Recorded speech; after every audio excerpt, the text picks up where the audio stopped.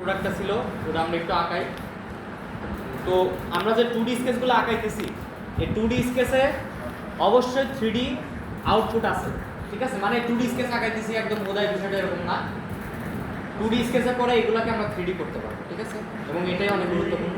হ্যাঁ, 2Dতে 3D করা যাবে, কিন্তু প্রথম হলো আমি যদি 2Dটা ভালো করে না বুঝি তাহলে 3D আঁকাইতে পারবো না, ঠিক আছে? বা 3D যে কীভাবে এক্সট্রুড বস কোন জায়গায়, কাট কোন জায়গায়, বা বিভিন্ন কাজ যে জায়গায় করে ওগুলো করতে পারবো, ঠিক আছে?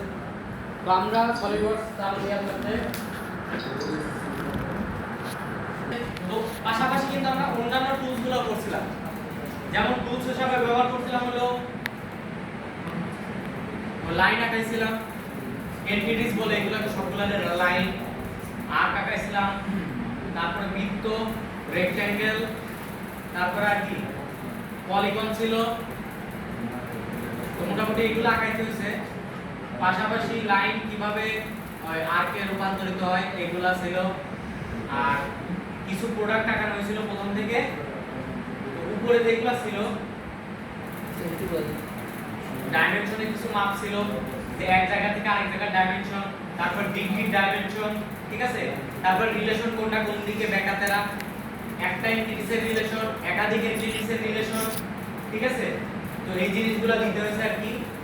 তারপরে আমরা এখানে ফিলেট করছিলাম, ফিলেট মনে আছে নাকি? ফিলেট করতে হয়েছিল রেডিয়াস দিয়ে। তো এখানে আরো আছে, যেমন চারটা ফিলেট চারদিকে করতে হয়েছিল। তারপরে এখানে যে সেন্টারটা আছে সেই সেন্টারের উপর বৃত্ত ছিল দুইটা, এবং ভিতরে চারটা ইকুয়াল, বাইরে চারটা ইকুয়াল, এগুলো করতে হয়েছিল। ট্রিম টুল ব্যবহার করতে হয়েছিল, এবং ট্রিম টুল কাটার সময় অবশ্যই কর্ণকে খেয়াল করতে হবে, পাওয়ার ট্রিম ব্যবহার করতে হবে। ওকে, তারপরে এই স্কেচে ছিল হলো যে আমাদের যে ওভার ডাইমেনশন যেটা চলে আসে, মানে এই যে ভার্টিক্যাল বরাবর যে অটো রিলেশন যেটা ছিল সেটাকে ডিলিট করতে হয়েছিল অনেক খেয়ালের সাথে।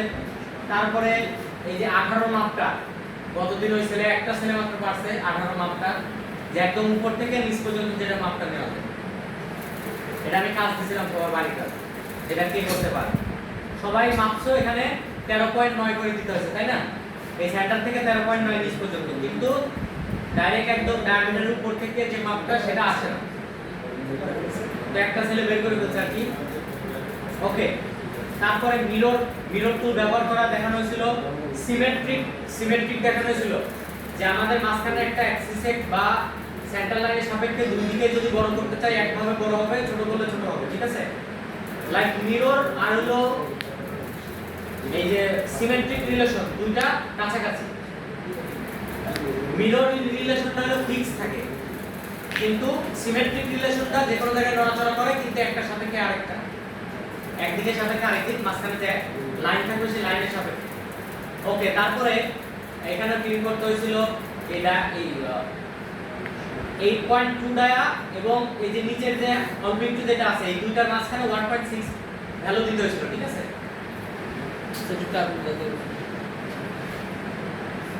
সেন্টার থেকে 8.2 যেটা আছে এই ডায়ামিটার একটা প্রেস করছি, তারপরে এই যে বড় ডায়া যেটা ছিল এটা তো আন্ডার ডিফাইন অবস্থায় ছিল, এটার উপর একটা প্রেস করছি, মাঝখানে 1.6 দূরত্ব চলে আসছে।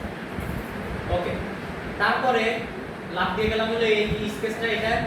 তো এটার মধ্যে প্রথমে বলছি যে মিড পয়েন্ট সেন্টার লাইন টানতে হবে, তারপর দুইটা ডায়ামিটার টানতে হবে, মানে সার্কেল টানার পর একটা রেক্ট্যাঙ্গেল টানতে বলছিলাম। রেক্ট্যাঙ্গেলটা হবে হলো বর্গ, যার মাপ হলো 12 মিলিমিটার, লম্বায় 12, এদিকেও 12, এবং 12 এর মধ্যে যখন আমরা কাটিং কুটিং করছি তারপরে দেখছি যে আন্ডার ডিফাইন হয়ে যায়, তাহলে একদিক থেকে 6 ডিফাইন করলে মোটামুটি ফুলি ডিফাইন হয়ে যাবে। ওকে, তো এই জিনিসটা আমি আবারও আজকে আঁকাবো। চার মাথায় চারটা ফিলেট ছিল, রেক্ট্যাঙ্গেল বা স্কয়ারের চার মাথায় চারটা ফিলেট ছিল, যেটা হলো 1 * r4, এক রেডিয়াসের, এবং রেডিয়াসটা দেওয়ার পরে যে কেন্দ্র ছিল সেই কেন্দ্রের উপর চারটা বৃত্ত হবে, চারটা বৃত্তের মাপ হলো 1.2 ডায়ামিটার। তো আলটিমেটলি এটা ছোট্ট একটা স্কেচ ছিল, তারপর আমরা আরেকবার ট্রাই করি। সলিডওয়ার্কসের নতুন পেজ, সাধারণত পার্ট আঁকতে হয়, অ্যাসেম্বলি আর ড্রয়িং। অ্যাসেম্বলি হলো একাধিক পার্ট যদি থাকে তাহলে সেগুলো একসাথে অ্যাসেম্বল করার জন্য, আর ড্রয়িং হলো কোনো প্রোডাক্টের বিস্তারিত তথ্য বা ডাইমেনশন, মাপটা, অ্যানোটেশন যা কিছু আছে সব কিছু দেওয়ার জন্য, ঠিক আছে? যাতে সহজে ড্রয়িংটা বোধগম্য হয় বা ডিজাইনটা বোধগম্য হয়। ওকে, পার্ট দিয়ে ওকে। এই জায়গাতে 2D করতে গেলে অবশ্যই যে কোনো একটা প্ল্যান নিতে হবে। 3D করার সময় অবশ্যই দেখতে হবে কোন প্ল্যানটা স্পেসিফিকলি দরকার, কিন্তু 2D করার সময় যে কোনো একটা প্ল্যান নিয়ে কাজ করলেই হবে। আমি টপ নিয়ে এখান থেকে একটা স্কেচ নিলাম, তারপরে মিড পয়েন্ট সেন্টার লাইন,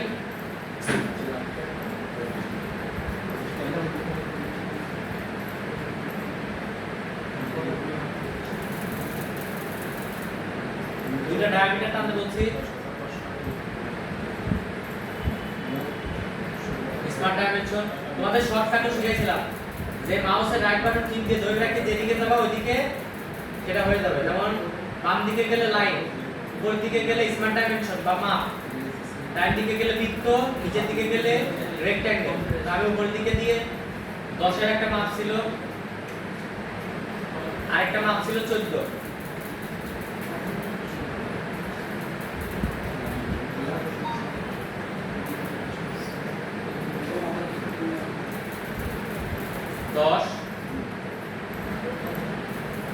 আর এটা কত?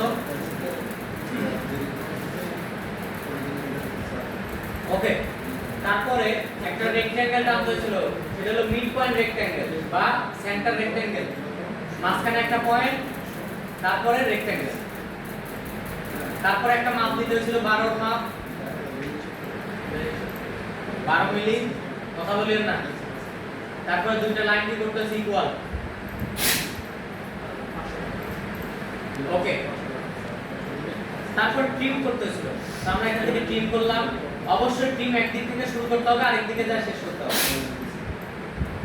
খুব সাবধানের সাথে, অন্য কোনো কিছু যেন না কাটে। তোমরা অনেকে বলতে পারো যে এটা কাটতেছে না কেন, এই যে কাটতেছে না কেন, কারণ এটা হলো একটা ডাইমেনশন লাইন। ডাইমেনশন লাইন কখনো কাটে না।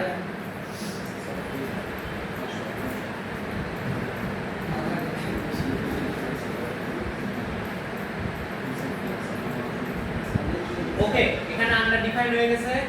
তো আমরা কি করব, স্মার্ট ডাইমেনশন দিয়ে এখান থেকে জাস্ট একটা মাপ দিয়ে দেব 6। মাঝখান থেকে বাম দিক ডান দিকে যে লাইনটা আছে তার মাঝখানে একটা 6 কেন হলো বলো তো? এটা ওই যে আমরা যে ইকুয়াল করছিলাম, ওই ইকুয়াল রিলেশনটা কেটে গেছে, কাটতে কাটতে ইকুয়াল রিলেশন নাই হয়ে গেছে।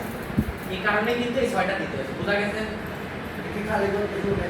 হ্যাঁ, খালি করতে হবে মাপটা। এই 6 মাপ এটা তো আন্ডার ডিফাইন ছিল বলেই তো আমি এই কাজ করলাম। আমাদের কি আমরা অবশ্যই করব। ওকে, দেন চার মাথায় 4টা রেডিয়াস দিতে হবে। ফিলেট দেখো আমি এখান থেকে কত ফিলেট এটা একটু দেখে আসি। এখানে দেখো দেওয়া আছে যে 4 r1, তাহলে 1 মিলি এখানে হবে, রেডিয়াস 10 দেওয়া মানে ব্যাসার্ধ। 1 মিলি দিলাম, একটা, দুইটা, তিনটা, চারটা। ওকে, তারপরে কি করতে হবে, এই যে আর আসার পরে বা যখন আমরা ফিলেট করছি, ফিলেট আসার পরে যে সেন্টারটা আছে সেই সেন্টারের উপর 4টা বৃত্ত,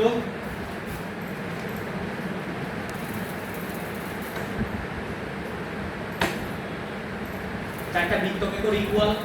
আগে ইকুয়াল কোনো প্রবলেম নেই।